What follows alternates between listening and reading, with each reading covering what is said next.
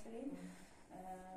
Биз өзүбүз шаарда жашагандыктан көбүнчө кайын жуктум айылда турат да. Анан улуу балабыз болгондуктан дайыма аны каникулда жиберчүбүз. Ушу кичинекей кезинде садикке чейин ушу айылда чоңойгон, чоң ата чоң энесинин колунда. Андан кийин биздин колго келип садикке барды, андан кийин окуду. Анан өспүрүм куракка келди да.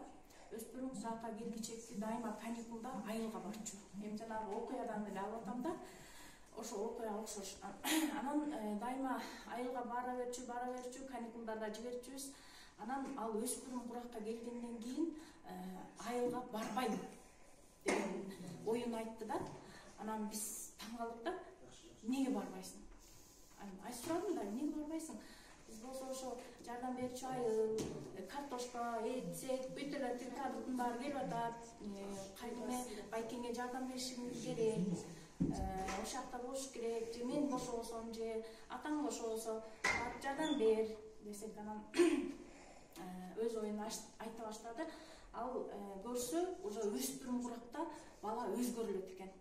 Айылда эле жүрүп эле, оокат эле кечке жасай бербестен, ал шаарда өзүнүн балдары менен, өзүнүн круг деп коет, өзүнүн балдары менен баскысы келет экен, эки жакка баргысы келет экен. Ошентип анан кийинки убакта, кээ бир убакта каникулда ошо шаардан айылга баргысы келбей кала баштады да.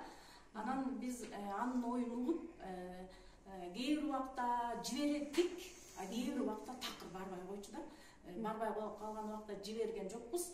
Барган учурда эми баягы тиги байлануу деп атпайбызбы? Өзүбүздүн болгон нерсебизди айтып, тияка жардам бериш керек, жалгыз болуп атат, амын болуп атат, жардам бер дегенде анан айла жоктуктан анан кийинки убакта барып жардам берди. Ошентип жүрүп студент болду. Студент кезде анда такыр барбай калды.